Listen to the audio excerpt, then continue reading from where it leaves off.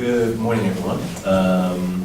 You'll be aware that I gave a holding statement to the media on Friday evening in regards to what we then confirmed was the shooting death of a young man from the Pembroke area.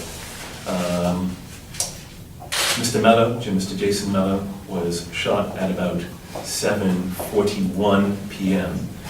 on Friday evening, the 19th of August, on Bandroom Lane in Pembroke. On arrival at the scene, officers responding to the 911 calls found that Mr. Mello had been conveyed to King Edward Memorial Hospital with multiple gunshot wounds, where he sadly succumbed to his injuries.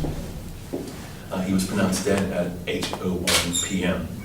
He leaves behind a 6-year-old son and 3-year-old daughter, and numerous other family members and friends. We understand that Mr. Mello was in fact home from school in England for the summer to make money for his studying tuition and other costs. Officers have processed significant evidence from the scene, and a forensic autopsy is due to be completed in the next couple of days.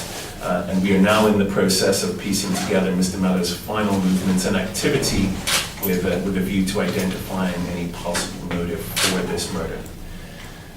The gunman, we believe, was a single male rider of a motorcycle who entered Bandroom Lane on a motorcycle, parking it higher up nearer the St. Monica's Road area, wearing heavy, dark-colored winter clothing, which would have been unusual on a hot August evening. He is believed to have parked his cycle and walked down to lower down on Bandroom Lane, where Mr. Mello was seated, and which is where he shot him to death. He then returned to the parked motorcycle higher up on Bandroom Lane and rode out through St. Monica's Road, and we are working to trace the steps of that motorcycle after it left the scene. We are appealing for anyone that saw this suspect or the motorcycle, or indeed has any knowledge about the incident, to come forward and speak to detectives from the Serious Crime Unit. Obviously, it's a very small, quiet community up in that area, and seeing a person wearing such clothing on a quiet, hot August evening surely would have stood out, and people would have made a note of that. So we really urge anyone that has any information to come forward and make contact with the senior investigating officer with this matter, who unfortunately, due to operational commitments, is not here with me. But the senior investigating officer for this is Acting Inspector Dean Martin. My colleague, Detective Chief Inspector Mark Clark, will speak to you about further issues about that. But as I alluded to on Friday evening, we are aware that this incident falls on the heels of another incident on Friday evening. We have significant resources in place that are investigating this and are continuing to follow both these incidents and other incidents forward.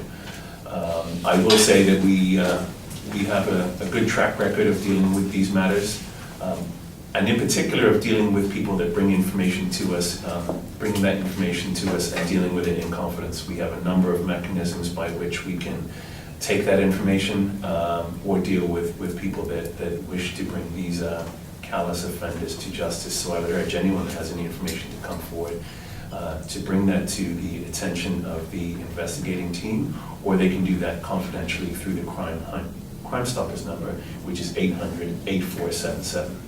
Okay. At this point, I'll hand over to my colleague, Chief Inspector Mark Clark, for any questions you may have for him.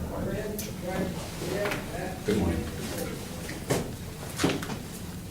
There's been mention that the police believe that there's gang affiliations. How have you come to that conclusion on this? Okay. At this stage, we actually don't have any concrete information that is gang affiliated.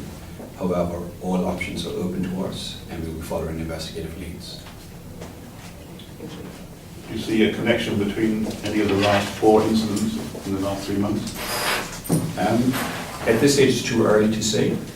The most important thing is that a young man has lost his life. This is our 4th murder for the year. It is in an area that's well known to us, and we're appealing for anyone in the Bandroom Lane, Leader, Mission Lane area to come forward and contact us. Have you any suspicions why there's been an uptick in violence in the last 3 months? No, we don't.